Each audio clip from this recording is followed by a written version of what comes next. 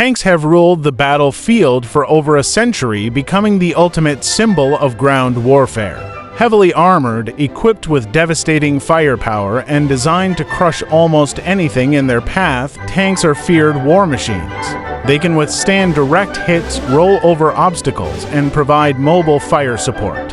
The modern tank is a masterpiece of engineering, featuring thick composite armor, powerful cannons, and advanced targeting systems. But here's the real question: can a gun, something far smaller, truly stand a chance against these armored behemoths? Most would immediately dismiss the idea, but let's not be so quick. Before we dive into the capabilities of a gun against a tank, we need to understand what makes a tank so formidable. Their armor is designed to resist a variety of threats, from small arms fire to anti-tank rockets.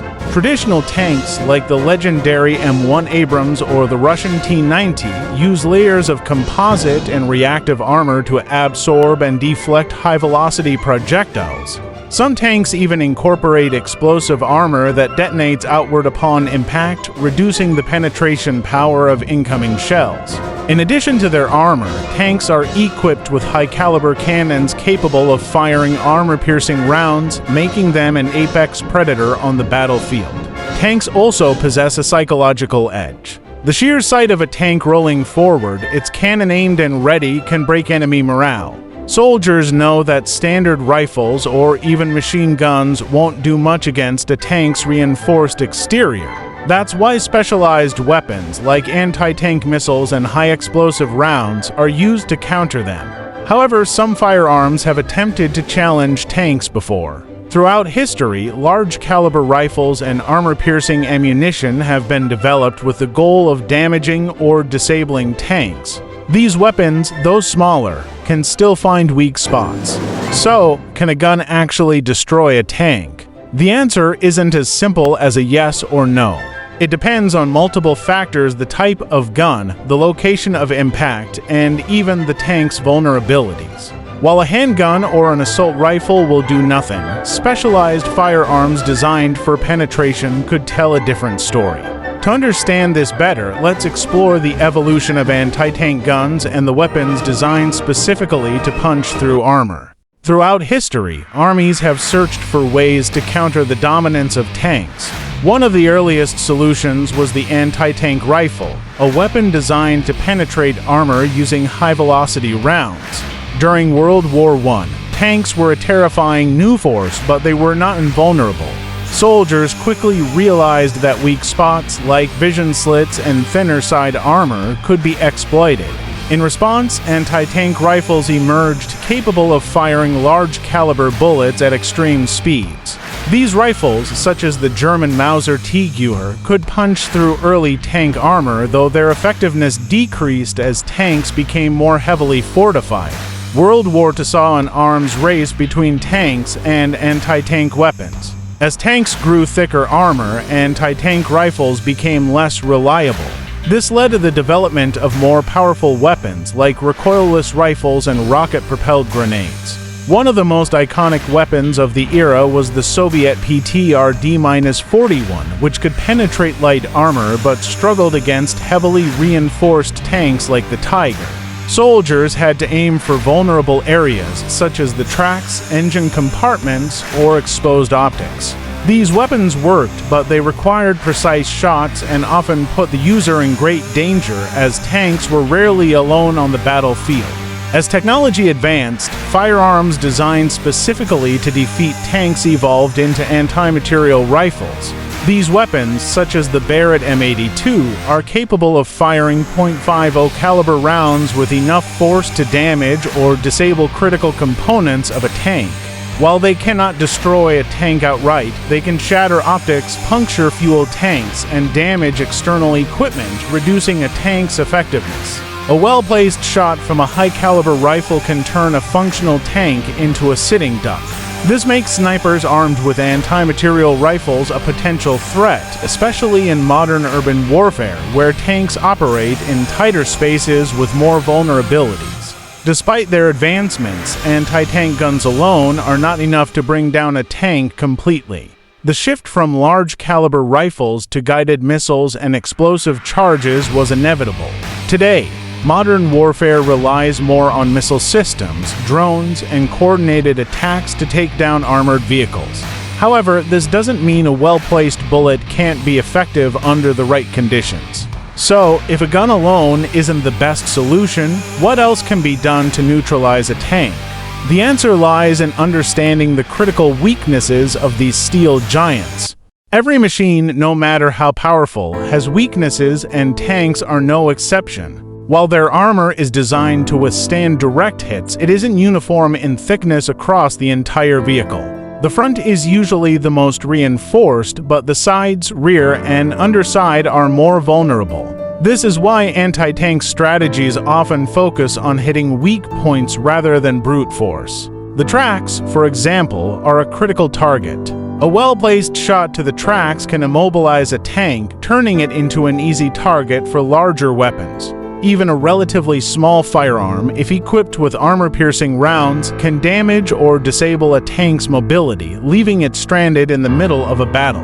Another vulnerable area is the optics and sensors. Modern tanks rely heavily on advanced targeting systems, thermal imaging, and cameras to detect and engage threats. Unlike the thick armor protecting the crew, these sensors are often exposed and fragile. A well-aimed shot from a high-caliber rifle can shatter a tank's periscopes or disable its thermal sights, effectively blinding the crew.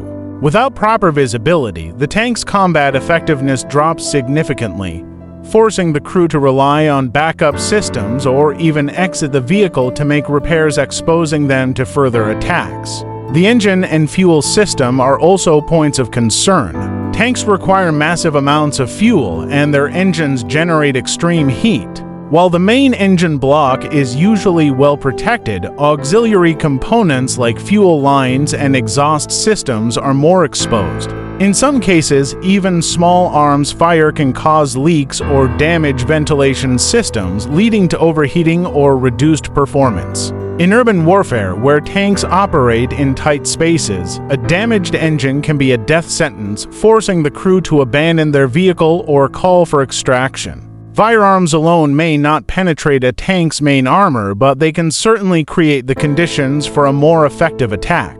Beyond physical vulnerabilities, tanks have operational limitations that can be exploited. They are loud, heavy, and require coordinated crews to function properly. A lone tank, isolated from infantry support, is far more susceptible to ambushes. Guerrilla tactics, hit-and-run attacks, and strategic positioning can neutralize a tank's advantages. In history, resistance fighters have used improvised methods, such as Molotov cocktails and explosives, to disable tanks in unconventional ways. So, while a standard gun may not destroy a tank outright, it can play a crucial role in limiting its effectiveness. But what happens when modern technology enters the equation? That's where things get even more interesting. As warfare has evolved, so have the weapons designed to counter tanks. While traditional firearms have limitations, modern technology has introduced new ways to neutralize these armored giants. High-powered sniper rifles, explosive ammunition, and even electromagnetic weapons have changed the battlefield. One of the most effective modern tools is the anti-material rifle, specifically designed to damage equipment rather than personnel. A rifle like the Barrett M82, firing .50 caliber armor-piercing rounds, can penetrate weaker areas of a tank, destroy external components, or even disable the main gun by damaging its barrel. This makes specialized firearms more dangerous than ever in the right hands. But the real game changer in tank warfare is smart ammunition.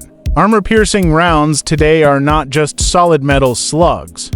They are precision-engineered projectiles capable of tremendous force. Some advanced bullets, like tungsten core or depleted uranium rounds, can punch through armor that traditional firearms could never penetrate. In some cases, even a well-placed shot from a modern anti-material rifle can cause catastrophic secondary damage, such as igniting fuel or triggering stored ammunition inside the tank. These developments have made individual marksmen a real threat, even against heavily armored targets. Another emerging threat to tanks is electromagnetic and energy-based weapons. While still in development, these technologies are becoming more relevant in modern warfare. Electromagnetic railguns, for example, use magnetic fields to fire projectiles at hypersonic speeds, delivering devastating kinetic energy. Although not yet widely deployed, such weapons have the potential to change how tanks are countered in the future. Additionally, directed energy weapons like lasers can disable a tank's electronics, fry sensors, and disrupt targeting systems, proving that brute force isn't always necessary to neutralize a threat.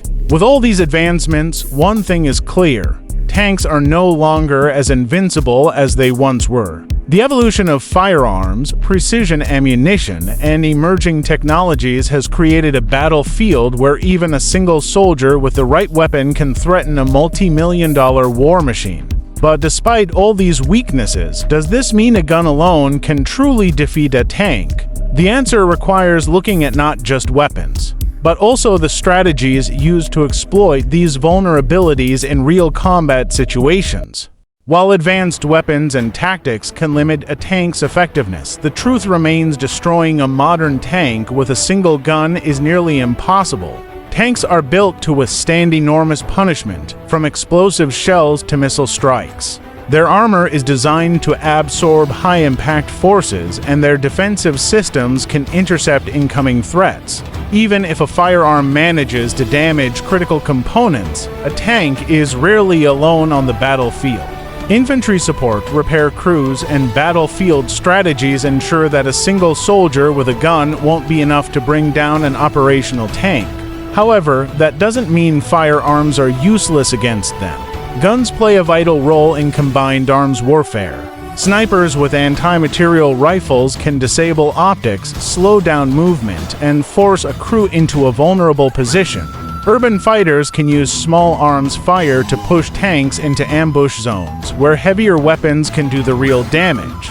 Even historically, guerrilla fighters and resistance forces have used well-placed rifle shots to disable tank crews, damage exposed components, and set the stage for larger assaults. A gun alone may not destroy a tank, but in the right circumstances, it can be the first step toward neutralizing one.